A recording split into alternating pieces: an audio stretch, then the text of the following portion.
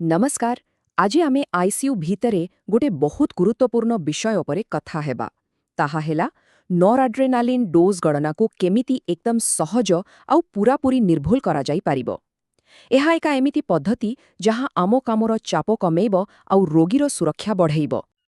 देखंतु आईसीयू रे काम करिबा माने प्रबल चाप आउ एमिति परिस्थिति रे गोटे छोटिया गणनारे भूल भी बहुत बड़ समस्या सृष्टि करि पारे। तेबे प्रश्न उठुछि आमे कोन एही जटिल हिसाब को एते सरल करि पारिबा जे भूल हेबार संभावना माने प्राय रहिबनी। हां, आजि आमे ठीक सेही समाधान विषय रही जानिबा। ठीक अछि, तेबे आमे एही 5टी पॉइंट दे पूरा कथाटाकू बुझिबा। चलंतु आगोकू बढ़िबा। तेबे प्रथम कथा हेला एही पूरा सिस्टमर लक्ष्य कण। आमे एहाकू काहींकी आपणाइबा। उद्देश्य बहुत सरल। आमे चाहूचे जे पंपर रेट माने ml पर आवर को देखिला मात्रे आमे तुरंत रोगी को केते डोज जाउछि UMG पर kg पर मिनिट रे ताहा कहि पारिबा, कोनोसी जटिल हिसाब न करी। तेबे एही मानकीकरण बा स्टैंडर्डाइजेशन रो असल अर्थ कोन? एहार अर्थ हेला गोटिए एमिति सिस्टम तयारी करिबा जहा समस्तंक पाई समान आउ बहुत सहज।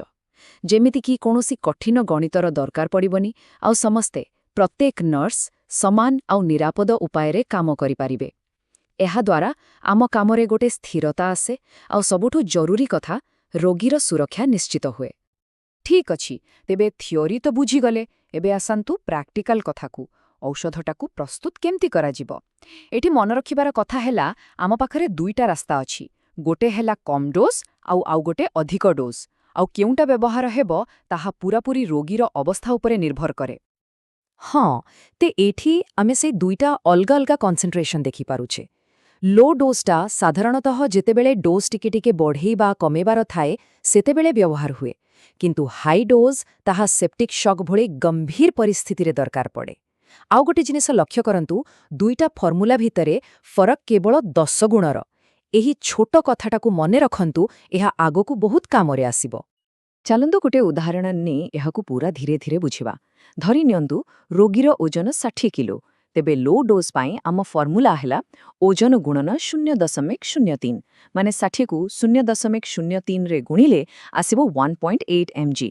एबे आमर गोटे आंपुल रे तो 2 मिलीग्राम थाए, तेणु 1.8 mg पाई गोटे आंपुल ही यथेष्ट। सेही गोटे आंपुल को नहीं 50 ml D5W किंबा नॉर्मल सलाइन रे मिसई देले बास काम सरिला। केते सहज नुहे? ठीक अछि, एबीसी 60 किलो रोगींको पाई हाई डोज तयारी करिबा। एठी फॉर्मूला बदली जिवो। आमे ओजन को 0.3 रे गुणिबा। तेबे 60 गुणन 0.3 केते हेला 18 mg। आउ 18 mg पाई हमकु 9टा आंपुल दरकार पड़िबो। एहाकू भी ठीक सेही 50 ml रे मिशा जिवो। तेणु देखिले तो मिशेबार प्रक्रिया पूरा समान, फरक केवल औषधर मात्रा रे। अच्छा, ए पर्यंत तो आमे प्रस्तुति कथा बुझिले, किंतु एबे असुछि सेही मुहूर्त जहा पाई ए पूरा सिस्टम तयारी होईछि। सेही सरल कौशल बा ट्रिक जहा जानिले लागिबो आरे वाह, एया ही सेही आहा मोमेंट। तेबे एते प्रस्तुतिर फायदा कोन? पंप तो आमे सेट करिदेले, किंतु सेही ml पर आवर को माइक्रोग्राम पर kg पर मिनिट रे बदळेइबार सेही शॉर्टकटटा कोन? उत्तरटा सुनिले आश्चर्य लागिबो, कारण एहा बहुत सरल। लो डोज पाई आमकू केवल पंप रे जेउ रेट देखाउछि ताकू 100 रे भाग करदेबाकू पड़िबो। बस आउ किछि भी करिबार नाही। जेमिति कि धरंतु पंप 5 ml पर आरे चालिछि, तेबे डोज केते हबो? 5 को 100 रे भाग करंतु 0.05 म्यूजी पर kg पर मिनिट। देखिले कौनसी कैलकुलेटर दरकार नहीं, कौनसी लंबा हिसाब नहीं। आउ हाई डोज पाई ताहा आहुरी सहज। एठी हमकू पंप रेट को केवल 10 रे भाग करिबाकू पड़िबो। चलंतु पूर्णी सेई 5 ml पर आवर रो उदाहरण नेबा। हाई डोज क्षेत्र रे 5 को 10 रे भाग कले आसिबो 0.5 म्यूजी पर kg पर मिनिट। तेबा बुझी परुथिले एई सिस्टम रो सौंदर्य। लो डोज पाई 100 रे भाग, हाई डोज पाई 10 रे भाग। केते सरल। हेले एठी गोटी बड़ प्रश्न आसुछि, एहा केमिति संभव? एते सरल भागाकार अलगा अलगा ओजनर रोगींक पाई केमिति ठीक काम करिवो? मनरे संदेह आसिबा स्वाभाविक। तबे चलंतु एहा पछर गणितकू बुझिबा, जहा द्वारा एही सिस्टम उपरे आमर भरोसा आसीजिवो। हाँ, एहा ही मूल प्रश्न। ରୋଗୀର ଓଜନ 45 କିଲୋ ହେଉ କି 75 କିଲୋ, ଏହି 100 ଆଉ 10ରେ ଭାଗ କରିବାର ନିୟମଟା କେମିତି ସବୁବେଳେ ଠିକ୍ ହେଉଛି, ଏହାର ରହସ୍ୟ ଆମେ ଔଷଧ ପ୍ରସ୍ତୁତ କରିବା ବେଳେ ହିଁ ଲୁଚି ରହିଛି। ଏହାର ପୂରା ଯାଦୁଟା ପ୍ରସ୍ତୁତି ସମୟରେ ହିଁ ଅଛି। ଦେଖନ୍ତୁ, ଆମେ ଯେତେବେଳେ ଔଷଧ ତିଆରି କରୁଛେ ସେତେବେଳେ ହିଁ ରୋଗୀର ଓଜନକୁ ହିସାବକୁ ନେଉଛେ। 45 କିଲୋ ରୋଗୀ ପାଇଁ କମ୍ ଔଷଧ ଆଉ 75 କିଲୋ ରୋଗୀ ପାଇଁ ଅଧିକ ଔଷଧ। ତେଣୁ ଓଜନର ହିସାବଟା ଆଗରୁ ହିଁ ହୋଇସାରିଛି। ଆଉ ଏହି ବିଲ୍ଟ-ଇନ୍ ଆଡଜଷ୍ଟମେଣ୍ଟ ଯୋଗୁଁ ହିଁ ଶେଷରେ ଆମକୁ କେବଳ ସେହି ସରଳ ଭାଗାକାର କରିବାକୁ ପଡ଼ୁଛି। ଆଉ ଏହି ଲାଇନଟି ପୂରା କଥାଟାକୁ ଗୋଟିଏ ବାକ୍ୟରେ କହିଦେଉଛି। ସରଳ ଭାଷାରେ କହିଲେ, ଗଣିତଟା ଏଇଥିପାଇଁ କାମ କରୁଛି କାରଣ ଆମେ ପ୍ରସ୍ତୁତି ସମୟରେ ହିଁ ୱେଟ୍ ଆଡଜଷ୍ଟମେଣ୍ଟ କରିସାରିଛୁ।